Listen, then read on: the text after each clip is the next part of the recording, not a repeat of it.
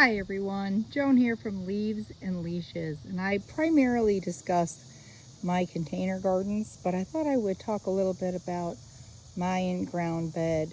So, why do I have this bed? Well, it was here when I purchased the property, and there's a light post there, and you know what? It was more trouble to take it out than it is to plant it. So, I come up with a very basic design. I guess my grandmother taught me how to garden along with my father, and we did extremely traditional gardening. And I guess this is kind of a throwback to their traditions. I don't do anything fancy, and I just like the amount of color that I get when I come home. So the thing about in-ground gardening is people say that it takes too much time. I have to weed, I have to do this, I have to do that. No, you don't. And I don't weed this, ever. The way this bed was put in every year, I will just leave it go. Once the frost comes, let all the insects and whatever is living in there just enjoy it overwintering. And then I clean it up when it's time to plant. I take out all the dead stems. I will take my shovel.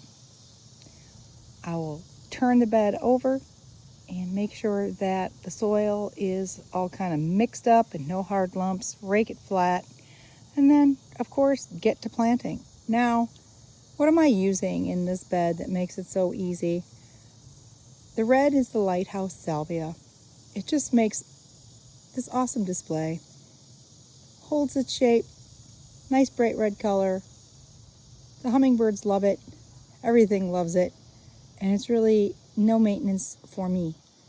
On occasion, once the flowers are spent, I will do a little snapping, but that's about it. And if you notice, there's no space between the plants. They're in there really nice and snug. No real issues with that, and it keeps all the weeds down. The border is marigolds and some Dusty Miller. Makes a very nice, bright yellow and silver outline. And the other thing that's in it is celosia. This is a volunteer set of seeds. I haven't planted celosia in this bed since I can't remember when. So it seems like when I turn the bed and rake everything to the edges, the celosia seeds that are remaining in the bed seem to find their ways to the corners, to the edges, and out they come. People do like volunteer plants. I know people who utilize celosia that are volunteers in their cut flower beds. They're inconsistent. The colors are all different. The foliage is different. The way they grow is different. So I don't really find this to be a viable thing to do for folks who are utilizing them for commercial property use, but this is just very okay for me. Last year I let them rip and I did nothing. This year I decided to go in, and when I seen some they're getting too tall, I pinched them back. They might get another pinch as well. Because one problem with volunteers is they will destroy your design. And my beds were completely messed up with celosia. I had strange plants coming up everywhere and I didn't like it. So here I'm keeping them managed this year and keeping them under control. The one thing about the marigolds at once upon a time were very smelly, very strong, spicy scent. People didn't like it, and I think the breeders went through and kind of took the scent out of them. They used to be protectors of the garden. You'd plant a ring of marigolds around your garden to keep the bunnies out. And now, my bunnies, when these are first planted, eat all the first flowers. It actually has an advantage because now the plants are super bushy. And if they focus on their flowers later in the season, and I will have beautiful marigold flowers all the way through frost, usually around Halloween time.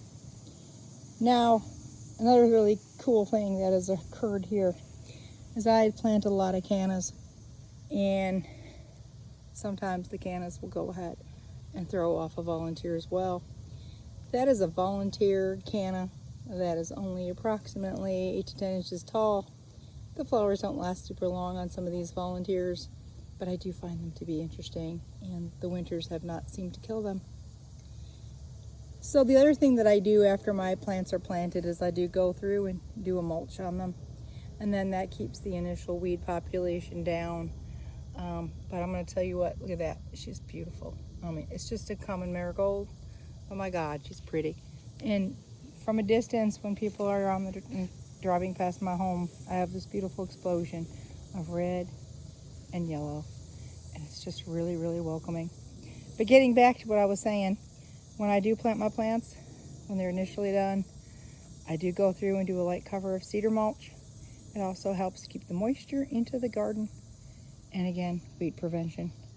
So I must admit, the time spent in prepping this garden and caring for this garden, I must admit it probably was maybe 2 hours when I first put her in, and mulching probably took me half an hour, and after that, I've been watering and enjoying.